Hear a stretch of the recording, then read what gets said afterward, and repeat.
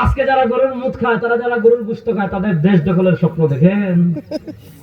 এত সহজ মনে করেছেন? আমাদের দেশ দখল করতে আসবেন, একজনও জীবিত যেতে পারবেন না ইনশাআল্লাহ। এই দেশের দিকে আঙ্গুল যারা তুলবেন, তারাও শান্তিতে থাকতে পারবেন না ইনশাআল্লাহ। আমরা সব সহ্য করব। আমাদের মাতৃভূমির দিকে হাত তুললে, আমাদের মানচিত্রের দিকে হাত তুললে, আমাদের দেশের দিকে আগ্রাসন চালালে, আপনাদেরকে আমরা ছেড়ে দেব না ইনশাআল্লাহ। অর্থাৎ তাদের পথ সারা বলবে না এটা জাহান্নামের পথ, বলবে এটা জান্নাতের পথ, বলবে এটা ইসলামের পথ। অর্থাৎ অনেক পথ মত তৈরি হয়ে যাবে দুনিয়ায়। আর নবী করিম সাল্লাল্লাহু আলাইহি ওয়াসাল্লাম বলেন, আমার উম্মতেরা শোনো, এই ডানে বামে যত পথ তৈরি হবে, যত মত তৈরি হবে, জান্নাতের পথের ডানে যত পথ তৈরি হবে, জান্নাতের পথের বামে যত পথ তৈরি হবে, এই প্রত্যেকটা পথের মাথায় বসে থাকবে একটা শয়তান।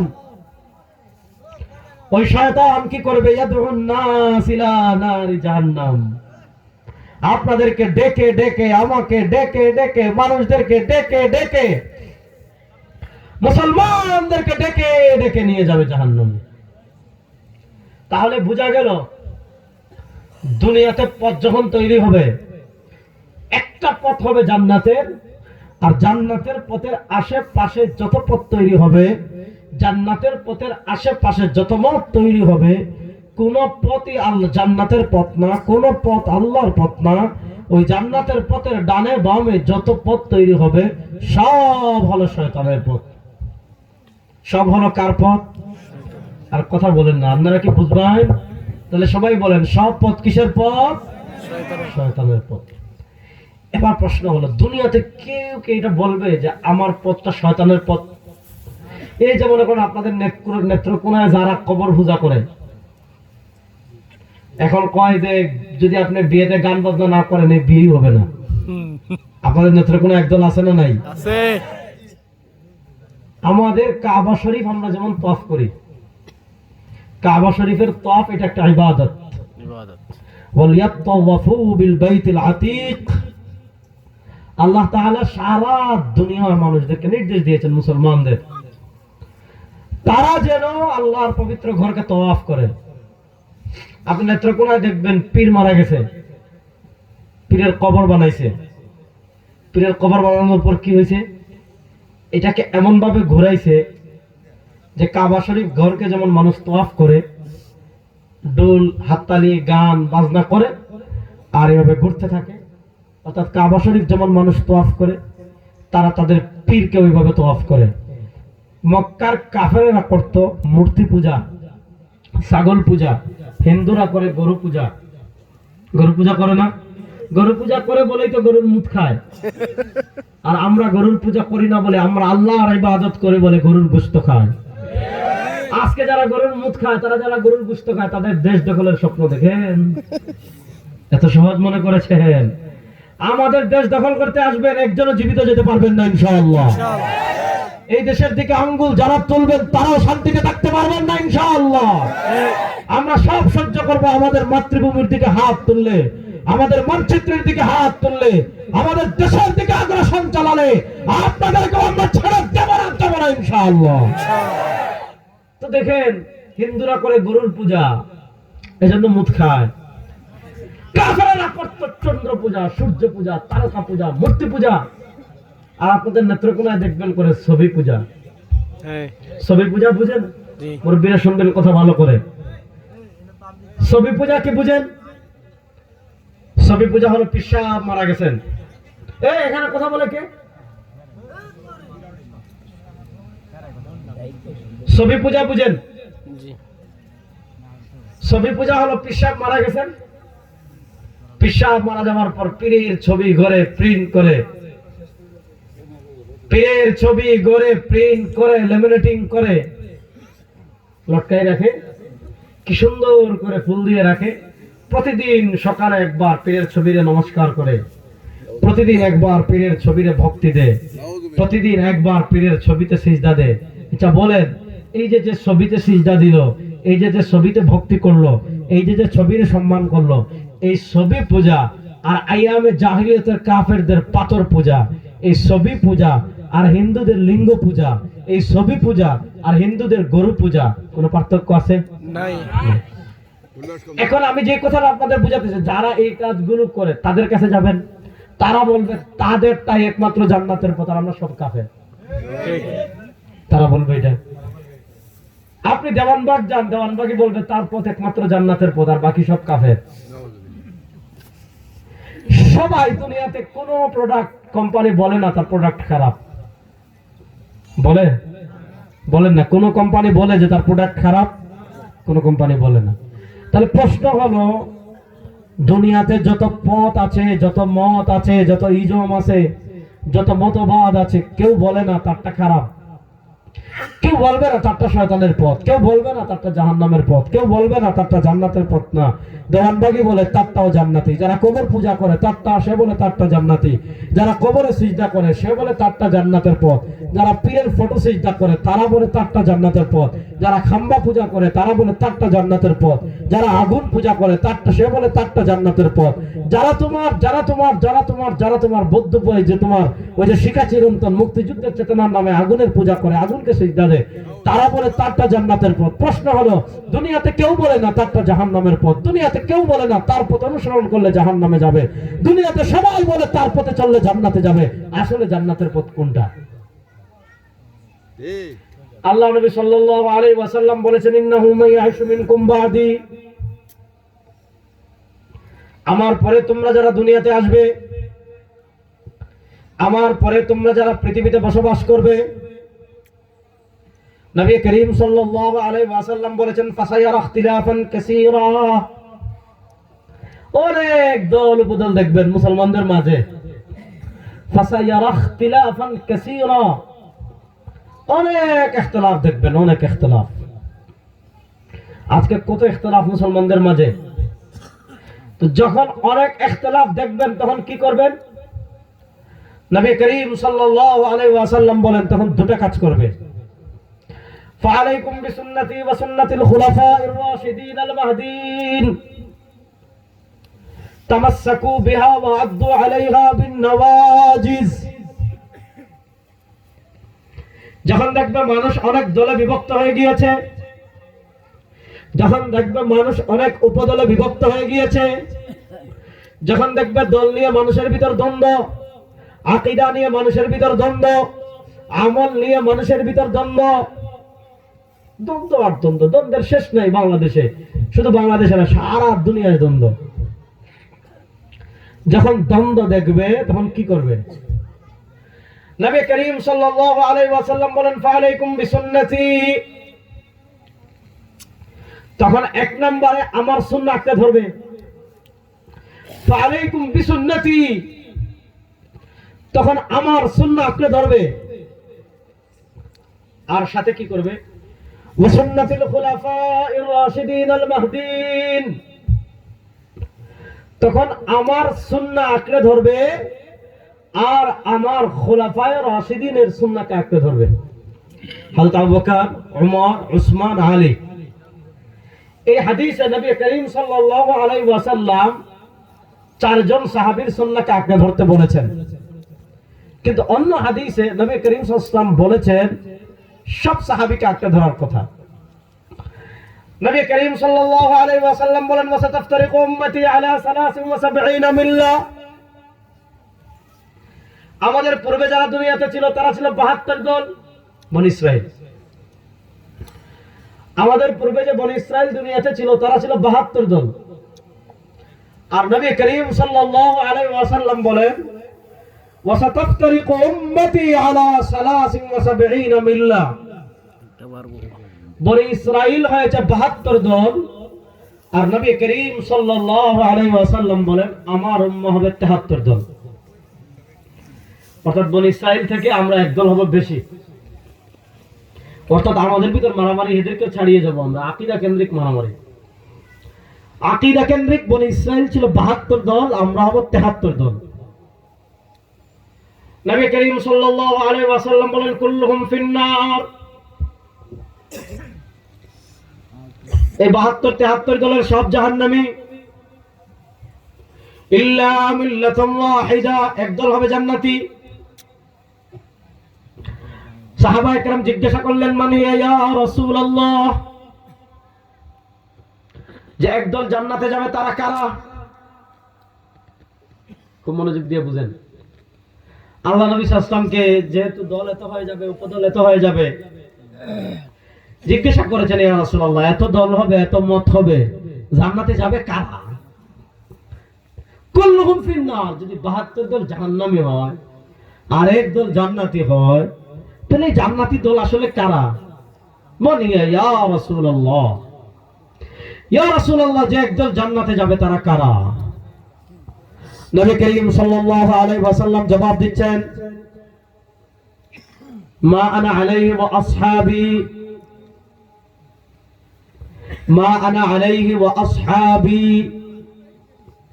যারা নবী এবং সাহাবায়ে কেরামকে মানবে, যারা নবী এবং সাহাবায়ে কেরামকে অনুসরণ করবে, যারা নবী এবং সাহাবায়ে কেরামের আমল মানবে, যারা নবী এবং সাহাবায়ে কেরামকে ফলো করবে, যারা নবী এবং সাহাবায়ে কেরামের পথে চলবে, তারাই হবে জান্নাতি। আর যারা নবী এবং সাহাবায়ে কেরামের পথে চলবে না, তারা কশিন কালেও জান্নাতে যেতে পারবে না। তারা প্রথমে যাবে জাহান্নামে, জাহান্নামের আযাব ভোগ করার পর হয়তো আল্লাহ তাদেরকে নবীর সুপারিশে জান্নাত দিবেন। দিবেন, অবশ্যই দিবেন, যদি ঈমান থাকে। তাহলে এবার মাসালাটা বুঝেন। জান্নাতের পথ চিনতে হলে দুটো জিনিস লাগবে।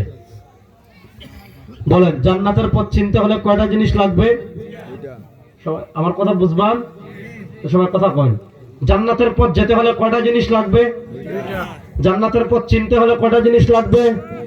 আরে জোরে বলেন না, জান্নাতের পথ চিনতে হলে কয়টা জিনিস লাগবে? বলেন, 1 নাম্বার নবী, বলেন 1 নাম্বার নবী, 2 নাম্বার সাহাবী, 2 নাম্বার সাহাবী। এবার বলেন, নবী সাহাবীকে ওভারটেক করে, যদি কেউ নবী এবং সাহাবীকে ওভারটেক করে এমন কোন কাজ করে যে কাজ নবী নিষেধ করেছেন, এমন কেউ কাজ করে যে কাজ সাহাবায়ে কেরাম নিষেধ করেছেন, যদি কেউ নবী এবং সাহাবায়ে কেরামকে ওভারটেক করে কোন কাজ করে, তারা জান্নাতি না জাহান্নামী? জাহান্নামী। বড় আস্তে বললেন, জাহান্নামী। বলেন, নবী এবং সাহাবীকে ওভারটেক করে কেউ যদি কোন কাজ করে, তারা জান্নাতি না জাহান্নামী? জাহান্নামী। কোনো সন্দেহ নাই। কয়েকটা উদাহরণ দিয়ে বুঝেন। নবীকে অনুসরণ করার অর্থ কি? যেমন আপনি আপনার আপার অনুসরণ করেন, উদাহরণস্বরূপ আপনার আপাকে নেতা মানেন, যদি আপনার আপা আপনার বিপদে আপনার পাশে নাই, আপনার আপা কিন্তু আপনাকে রেখে পলাইছে, ঠিক কিনা? ঠিক।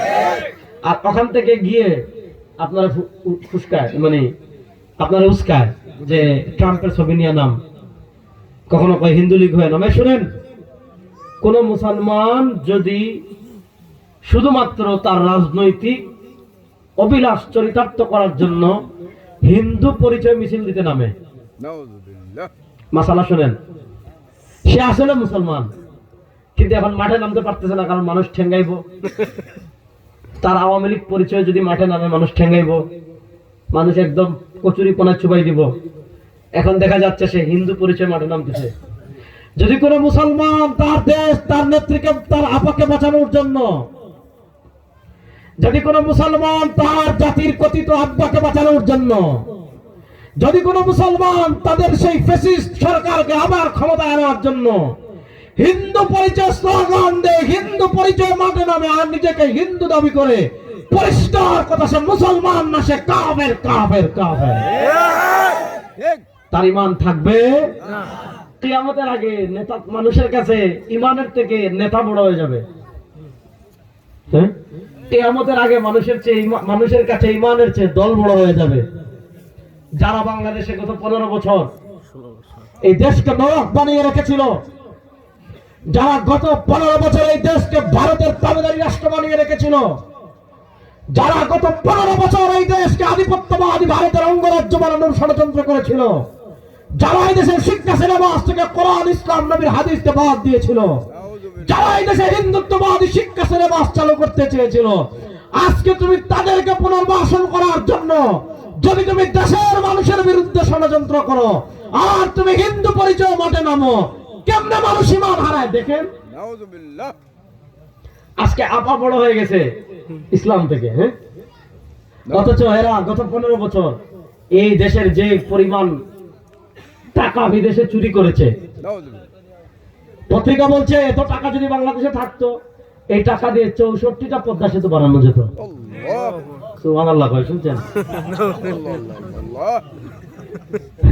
এই টাকা দিয়ে কতটা পদ্মা সেতু বানানো যেত? 64টা। তাহলে বলেন এই চোরদেরকে বাংলাদেশে আপনারা আর চান না? যুবকরা তো আর কথা কইল না। এই বলেন না, এই চোরদেরকে আপনারা চান না? এই ডাকাতদেরকে আপনারা আর চান না? আমরা আর কোন চোর ডাকাতদের হাতে এই দেশের ক্ষমতা চাই না। আমরা আর কোন মানুষের কাছে তন্ত্র মন্ত্র দিয়ে এই দেশ চালাতে চাই না। এবারের বাংলাদেশ হবে ইসলামের বাংলাদেশ, এবারের বাংলাদেশ হবে কোরআনের বাংলাদেশ ইনশাআল্লাহ।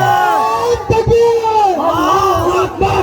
ইসলামের সূত্ররা হুঁশিয়ার, জাপান হুঁশিয়ার, সাবধান ইসলামের সূত্ররা নারায়ে তাকবীর, আল্লাহু আকবার। এখন বোঝেন আমি যে কথা আপনাদেরকে বলছিলাম, ঠিক আছে ভাই, মাইক লাগবে না।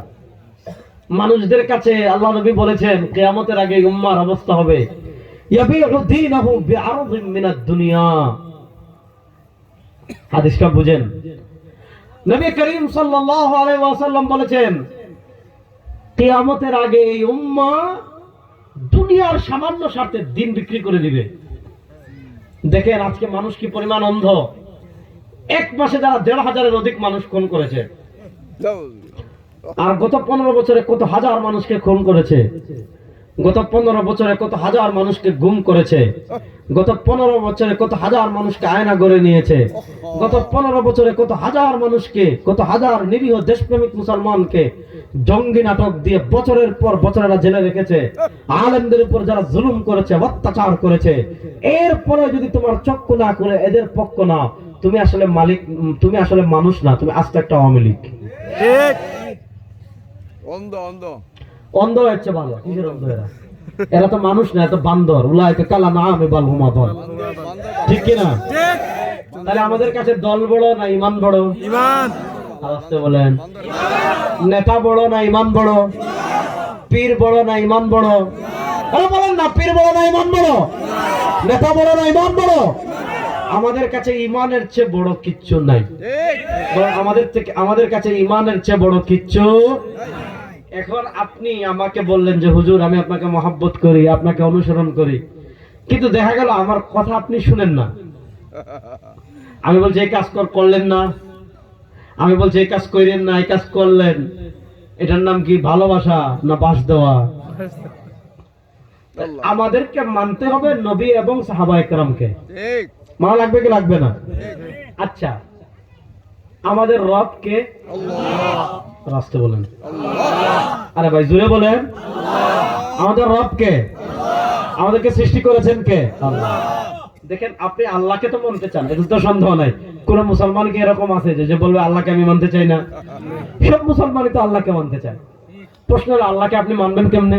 ঠিক, আপনার চোখ দিয়ে আপনি আল্লাহকে দেখতে পারবেন? জি না, বড় আসতে বললেন। দুনিয়ার চর্মচক্ষু দিয়ে আল্লাহকে দেখা সম্ভব না।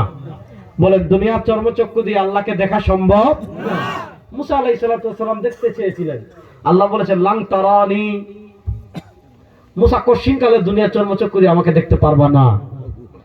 মুসা আলাইহিস সালাম বেকরার, আল্লাহ প্রেমে বেকরার, বলেন আল্লাহ আবার দেখতে চাই। আল্লাহ বলেন ঠিক আছে, ওই পাহাড়ের দিকে তাকাও। Allah fine ইসতাকাররা মাকানাহু ফাসাউফা তারানি। ও মুসা আমাকে দেখতে চাচ্ছ, ওই পাহাড়ের দিকে তাকাও। ফাইন ইসতাকাররা মাকানাহু ফাসাউফা তারানি। পাহাড়ের দিকে তাকানোর পর পাহাড় যদি আপন জায়গায় স্থির থাকে, মুসা হয়তো তুমি আমাকে দেখতে পারো। তাকাও পাহাড়ের দিকে। মুসা আলাইহিস সালাম পাহাড়ের দিকে তাকিয়েছেন। আল্লাহ তাআলা তার অসংখ্য নূরের পর্দা থেকে মাত্র একটা পর্দা সরাইছেন, পুরো তুর পাহাড়ে আগুন ধরে গিয়েছে। ওয়াখাররা মুসা সাইকা, আর হযরতে মুসা আলাইহিস সালাম বেহুশ হয়ে মাটিতে পড়ে গেছেন। আল্লাহু। তাহলে দুনিয়ার চর্মচক্ষু দিয়ে আল্লাহকে দেখা সম্ভব না। তাহলে আমরা আল্লাহকে দেখি না। হ্যাঁ, আমরা আখিরাতের দিন দেখব। ইন্নাকুম সাতারাউনা রাব্বাকুম কামা তারাউনাল কামারা ফি লাইলাতিল বদর। জান্নাতের সবচেয়ে বড় নিয়ামত হবে কি কোনটা জানেন? জান্নাতে আকাশের পূর্ণিমার চাঁদ যেদিন উঠে, সারা দুনিয়ার মানুষ যেমন একসাথে আকাশের পূর্ণিমার চাঁদ দেখতে পারে, আকাশের পূর্ণিমার চাঁদ দেখতে ধাক্কা ধাক্কি করা লাগে না, ঠেলাঠেলি করা লাগে না। আকাশের পূর্ণিমার চাঁদ দেখতে একজন আরেকজনকে ঘুষি মারা লাগে না, ধাক্কা ধাক্কি করা লাগে না, ঠেলাঠেলি করা লাগে না। সারা দুনিয়ার মানুষ যেমন একসাথে আকাশের পূর্ণিমার চাঁদ দেখতে পারে, আল্লাহ রাব্বুল ইজ্জত ওয়াল জালালকে সব জান্নাতীরা একসাথে জান্নাতে দেখবে। আল্লাহ তাআলা সবাইকে দিদার ইলাহি নসিব করুন, আমিন। আর কি প্রেম করেন না তো জোরে পড়েন আমিন। আমিন। আল্লাহকে তো আমি দেখি নাই, আল্লাহর কথা আমি শুনি নাই, দুনিয়াতে আল্লাহকে দেখা আমার সম্ভব না, আল্লাহর কথা আমার কান দিয়ে শোনাও সম্ভব না। আমার কাছে আল্লাহর পক্ষ থেকে জিবরিলও আসবেন না, আমার কাছে ওহী আসবে না, আমি আল্লাহর কথা শুনবো না, আমি আল্লাহকে দেখবো না। প্রশ্ন হলো, আমি আল্লাহর কথা না শুনে, আল্লাহকে না দেখে, আল্লাহর সরাসরি বার্তা না পেয়ে আল্লাহর অনুসরণ করব কিভাবে দুনিয়াতে? আল্লাহর অনুসরণ করব কিভাবে দুনিয়াতে? সব ক্ষেত্রে কিভাবে খাবো, খাওয়ার ক্ষেত্রে আল্লাহর আনুগত্য করব কিভাবে, পোশাক পরিধান করার ক্ষেত্রে আল্লাহর আনুগত্য করব কিভাবে, হাঁটার ক্ষেত্রে আল্লাহর আনুগত্য করব কিভাবে, ব্যবসা পরিচালনা করার ক্ষেত্রে আল্লাহর আনুগত্য করব কিভাবে, আপনার বাজারে খরচ করতে গিয়ে আল্লাহর আনুগত্য করব কিভাবে, বিয়ে শাদী করার ক্ষেত্রে আল্লাহর আনুগত্য করব কিভাবে, রাষ্ট্র পরিচালনা করতে আল্লাহর আনুগত্য করব কেমনে, আপনি রাজনীতি করতে আল্লাহর আনুগত্য করব কিভাবে, সংসদ চালাতে আল্লাহর আনুগত্য করব কিভাবে, সংবিধান লিখতে আল্লাহর আনুগত্য করব কিভাবে, শিক্ষা সিলেবাসে আল্লাহর আনুগত্য করব কিভাবে, বিচার ব্যবস্থায় আল্লাহর আনুগত্য করব কিভাবে, সংবিধান রচনা করতে আল্লাহর আনুগত্য করব কিভাবে, আইন লিখতে আল্লাহর আনুগত্য করব কিভাবে। শুনুন, আল্লাহ বলেন, কুল ইন কুনতুম তুহিব্বুনাল্লাহ, আরে যদি আল্লাহর আনুগত্য করতে চাস, পথ একটা, ফাত্তাবিউনি, জীবনের সব ক্ষেত্রে মুস্তাফার আনুগত্য করবি, জীবনের সব ক্ষেত্রে কামলিওয়ালার আনুগত্য করবি, দুনিয়ার সব ক্ষেত্রে তো জাহানের বাদশার আনুগত্য করবি, দুনিয়ার সব ক্ষেত্রে ফখরে আলমের আনুগত্য করবি। আল্লাহ বলেন, মাইয়ুতির রাসূল ফাকাদ আতা আল্লাহ, আর জীবনের সব ক্ষেত্রে যে আমার নবীর আনুগত্য করবে, আমার নবীর আনুগত্য করার অর্থ হলো আল্লাহর আনুগত্য করা। আর যারা আল্লাহর আনুগত্য করতে চাইবে নবীকে বাদ দিয়ে, এদের চেয়ে বড় ইতর, এদের চেয়ে বড় খবিস, এদের চেয়ে বড় নিকৃষ্ট আল্লাহর জমিনে আর কেউ নাই। ঠিক। আল্লাহ বলেন, মাইয়ুতির রাসূল ফাকাদ আতা আল্লাহ, মাইয়ুতির রাসূল ফাকাদ আতা আল্লাহ, যে রাসূল করিম সাল্লাল্লাহু আলাইহি ওয়াসাল্লামের আনুগত্য করবে। আপনি ভাত খাইবেন কিভাবে, আল্লাহর আনুগত্য কিভাবে করছেন? দেখেন আমার নবী কিভাবে খেয়েছেন, আমার নবীর মতো খাচ্ছেন, মানে আল্লাহর আনুগত্য করছেন। আপনি পোশাক পরবেন কিভাবে, কোন পোশাক পরলে আল্লাহর আনুগত্য হবে? আরে আল্লাহর তো শরীর নাই। তাআলা আনিল হুদুদি ওয়াল গায়াত ওয়াল আরকান ওয়াল আ'যা ওয়াল আদওয়াত, আল্লাহ তো সব ধরনের অঙ্গ প্রত্যঙ্গ থেকে পবিত্র। তাহলে প্রশ্ন হলো, আপনি পোশাক পরিধান করার ক্ষেত্রে আল্লাহর আনুগত্য করবেন কিভাবে? আল্লাহ বলেন, দেখ আমার হাবিব কিভাবে পোশাক পরিধান করেছেন, আমার হাবিব যেভাবে পোশাক পরিধান করেছেন। আমার হাবিবের আনুগত্য করার অর্থ হলো আল্লাহর আনুগত্য করা। আপনি ব্যবসা বাণিজ্য করার ক্ষেত্রে আল্লাহর আনুগত্য কিভাবে করবেন? আরে আমার আল্লাহর তো বাজার নাই, আমার আল্লাহর তো মার্কেট নাই, আমার আল্লাহর ব্যবসা করার প্রয়োজন হয় না।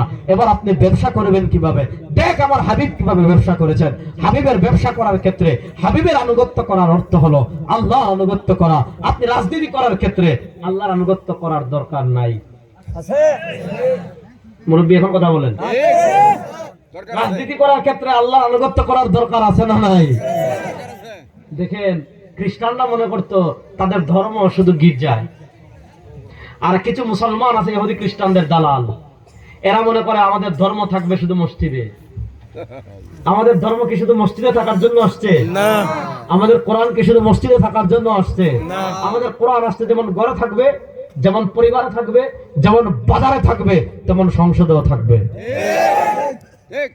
সংসদে কোরআন আর আইন বাস্তবায়ন না করে আপনি চুরি বন্ধ করতে পারবেন না। কোরআনের আইন বাস্তবায়ন না করে আপনি মাদক বন্ধ করতে পারবেন না। আরে 52 বছর থেকে কত আইন হয়েছে, কত সংস্কার হয়েছে, কত কমিটি হয়েছে, দুর্নীতি বন্ধ হয়েছে না? কেন বন্ধ হবে? আরে যাদেরকে দিয়ে আপনি দুর্নীতি বন্ধ করতে চাচ্ছেন তারাই হলো বড় দুর্নীতিবাজ। মুরব্বী বুঝে ফেলছেন কথা। যাদেরকে দিয়ে আপনি মাদক নির্মূল করতে চাচ্ছেন, দেখা যাচ্ছে মাদক নির্মূল কমিটির অফিসারের বাসায় 16 কেজি গাঁজা পাওয়া যায়। বুঝতে পারলেন কথা? আপনি মাদক নির্মূল কমিটির অফিসার, যে যুগান্তর পত্রিকা নিউজ করেছে তার বাসায় 16 কেজি কাঁচা গাঁজা পাওয়া গেছে। আমরা বলি আপনার রাজনীতিতে আল্লাহর আনুগত্য করার দরকার নাই, আসেনি? কথা বলেন আছে না নাই? যুবকরা বলো, যুবকরা বলো, যুবকরা বলো। এই যে মনকান দিয়ে যুব উন্নয়ন সংগঠনের যুবকরা বলো, রাজনীতিতে আল্লাহর আনুগত্য করার প্রয়োজন আছে না নাই? আপনি যদি মনে করেন ইসলামের রাজনীতি নাই, আপনি যদি মনে করেন ইসলামের রাষ্ট্র পরিচালনা নাই, আপনি যদি মনে করেন ইসলামের বিচার ব্যবস্থা নাই, আপনি যদি মনে করেন ইসলামের অর্থনীতি নাই, আপনি যদি মনে করেন ইসলাম শুধু মিলাদ পড়া, আপনি যদি মনে করেন ইসলাম শুধু উরুস করা, আপনি যদি মনে করেন ইসলাম শুধু ওয়াজ মাহফিল করা, রাষ্ট্র পরিচালনায় ইসলাম লাগবে না, অর্থনীতিতে ইসলাম লাগবে না, দেশ পরিচালনায় ইসলাম লাগবে না, সংবিধানে ইসলাম লাগবে না, বিচার ব্যবস্থায় ইসলাম লাগবে না, আপনার আর ভারতের যারা মুদ খায় এদের মধ্যে কোনো পার্থক্য নাই। ঠিক ঠিক ঠিক কিনা? তাহলে এবার বলেন রাজনীতিতে আপনি আল্লাহর আনুগত্য করবেন কেমনে? আল্লাহ বলেন মান ইউতি'র রাসূল ফাকাদ আতা আল্লাহ। দেখ আমার নবী কেমনে রাষ্ট্র পরিচালনা করেছেন, দেখ আমার নবী কেমনে বিচার ব্যবস্থা পরিচালনা করেছেন, দেখ আমার নবী মদিনা রাষ্ট্রের সংবিধান কেমনে লিখেছেন, দেখ আমার নবী মদিনা রাষ্ট্রের অর্থনীতি কিভাবে রেখেছেন। আপনি যদি নবী কারী আল্লাহর আনুগত্য করতে চান পথ একটাই, আপনি যদি আল্লাহর আনুগত্য করতে চান পথ একটাই, আপনি যদি আল্লাহর আনুগত্য করতে চান পথ একটাই, মাইয়ুতি'র রাসূল ফাকাদ আতা আল্লাহ। জীবনের সব ক্ষেত্রে নবী করিম সাল্লাল্লাহু আলাইহি ওয়াসাল্লামের আনুগত্য করা লাগবে। ঠিক আপনি বিয়ে শাদীতে আল্লাহর আনুগত্য করার দরকার আছে না নাই? বড় আস্তে বললেন, জোরে বলেন। প্রশ্ন হলো বিয়ে শাদীতে আপনি আল্লাহর আনুগত্য কিভাবে করবেন? ভাই কথা না বলি, আল্লাহ আল্লাহ। আপনি প্রশ্ন হলো বিয়ে শাদীতে আল্লাহর আনুগত্য কিভাবে করবেন? আল্লাহর তো স্ত্রী নাই, আসেনি? আছে, কই শুনছেন? লা হাওলা ওয়ালা কুওয়াতা ইল্লা বিল্লাহ। আল্লাহর স্ত্রী আছে, এটা তো খ্রিস্টানদের আকীদা। হ্যাঁ, আল্লাহর সন্তান আছে, এটা তো খ্রিস্টানদের আকীদা। এই যে ডিসেম্বর মাস শুরু হয়েছে না, ঠিক এই যুবকরা ভালো করে বুঝো, ডিসেম্বরের 25 তারিখ থেকে দেখবেন খ্রিস্টানরা ক্রিসমাস ডে পালন করে। কি মাস? Christmas day. ক্রিসমাস ডে মানে বড়দিন। বড়দিন মানে কি? খ্রিস্টানরা মনে করে তাদের নবী ঈসা আল্লাহর ছেলে। খ্রিস্টানরা মনে করে ঈসার মা মারিয়াম আল্লাহর স্ত্রী। এখন যেহেতু তারা মনে করে তাদের নবী আল্লাহর ছেলে, আর আল্লাহর ছেলে যেদিন জন্মগ্রহণ করেছেন এই দিন তো স্বাভাবিক কোনো দিন না, এই দিন বড় দিন, এজন্য তারা ক্রিসমাস ডে পালন করে। আমাদের আকীদা আল্লাহ বড় সুন্দর করে কোরআনে বলেছেন, লাম ইয়ালিদ ওয়ালাম ইউলাদ। বলেন না, লাম ইয়ালিদ ওয়ালাম ইউলাদ। জোরে পড়েন, লাম ইয়ালিদ ওয়ালাম ইউলাদ, লাম ইয়ালিদ ওয়ালাম। আর আওয়াজ উচ্চ করে আকীদা ঠিক করার নিয়তে পড়েন, লাম ইয়ালিদ ওয়ালাম। আমাদের আল্লাহর কোনো পিতা, হাত তোলেন সবাই, বলেন আমাদের আল্লাহর কোনো পিতা, বলেন না আমাদের আল্লাহর কোনো পিতা, তার কোনো স্ত্রী, তার কোনো সন্তান। দেখেন ইংরেজরা যখন এই দেশ দখল করে রাখছিল, আপনারা জানেন 1803 সাল থেকে নিয়ে 1947 সাল, এই 150 বছরের মতো সময় এদেশের শাসন ক্ষমতায় ছিল ইংরেজ, ব্রিটিশ। তো ব্রিটিশরা মুসলমানদেরকে বিভ্রান্ত করার জন্য, খ্রিস্টান বানানোর জন্য ইংল্যান্ড থেকে অনেক পাদ্রী ভাড়া করে উপমহাদেশে নিয়ে আসছে, পাদ্রী যারা মুসলমানদেরকে বিভ্রান্ত করে। একবার সাহারানপুরে গ্রাম্য কৃষক হাল চাষ করে, এখন না আপনার ট্রাক্টর বের হয়েছে, আগে তো আর ট্রাক্টর ছিল না। একজন এক গ্রাম্য চাষি লাঙ্গল জল কাঁধে করে মাঠে আপনার চাষ করে বাড়িতে ফিরতেছে। একজন পাদ্রী দেখেছে এত সহজ সরল মানুষ, এরা তো বিভ্রান্ত করা যাবে, বলছে ভাই তোমার সাথে কথা আছে। মানে সে দলিল প্রমাণ যুক্তি দিয়ে বোঝাতে চাচ্ছে যে ঈসা একজন অসাধারণ মানুষ, তিনি আল্লাহর ছেলে, আল্লাহর ছেলে বলে বিশ্বাস করো। সে সহজ সরল মানুষ বলতেছে আচ্ছা আল্লাহর পোলা কয়টা? একটা। আমার বাপ তো একজন মানুষ, তার হইলো 7টা পোলা, আর আল্লাহর মাত্র একটা। আল্লাহ কি এত দুর্বল? কথা বুঝাইতে পারি নাই। এখন তো ফাবুহিতাল্লাযী কাফার, এখন আর কি বলবো? তো আমাদের আকীদা আল্লাহর কোনো ছেলে নাই, বলেন আল্লাহর কোনো ছেলে নাই। সুতরাং বড়দিন বলতে কোনো দিন নাই, ক্রিসমাস ডে বলতে কোনো দিন নাই। সুতরাং 25 ডিসেম্বর আসলে শুভ বড়দিন, হ্যাপি ক্রিসমাস ডে লিখে এ মুসলমানের বাচ্চা ফেসবুকে কখনো স্ট্যাটাস দিবি না। যুবকরা বলো না। আল্লাহ তাআলা এটা শিরক, এটা হলো ফেসবুকীয় শিরক। ঠিক, ফেসবুকে মানুষ শিরক করে ঈমান হারায়। এটা ফেসবুকেও শিরিক। আপনি শুভ ক্রিসমাস ডে অথবা ফেসবুকে গিয়ে কমেন্ট করলেন দুর্গা সব অনিষ্টতা দূর করেন মা, ইমান আছে না গেছে? আমাদের দেশে এক ছাগল ছিল, ভারতের দালাল, ইসকনের দালাল। এই ইসকনরা কিন্তু বাড়াবাড়ি বেশি করে ফেলতেছে। আমরা কিন্তু ধৈর্য ধরে আছি। আমাদের কাছে তো এগুলো হাতের ময়লা ভাই, হাতের ময়লা না? আরে 15 বছরের ফেসিবাদ আওয়ামী লীগকে পিটাইয়া নাম নিশানা যেই দেশের মানুষ বলাই দিছে, এই ইসকন মিসকন এগুলো গলার টাইম আছে আমাদের? কিন্তু ইসলামের শত্রুরা, ইসলামের শত্রুরা, মাশাআল্লাহ, আল্লাহ যুবকদেরকে কবুল করুন। দেখেন আমরা আমাদের সর্বোচ্চ চেষ্টা ধৈর্য ধরে আছি। এই যে বাংলাদেশে ইতিহাসে কখনো দেখেছেন কোন মুসলমান কখনো কোন হিন্দু মন্দিরে আক্রমণ করেছে? না। আমার দেখেন আজকে তারা এই মুতখুরের বাচ্চারা ভারতের, আজকে তারা আমাদেরকে মানবাধিকার শিখাচ্ছে। হ্যাঁ, অথচ তারা আমাদের বাবরি মসজিদকে শহীদ করে সেখানে তারা মন্দির বানিয়েছে। ভারতের অসংখ্য অগণিত মসজিদকে তারা ধ্বংস করে দিয়েছে। আমরা দেখেছি গুজরাটের কসাই নরেন্দ্র মোদী ভারতে মুসলমানদের রক্তবন্যা বইয়ে দিয়েছিল।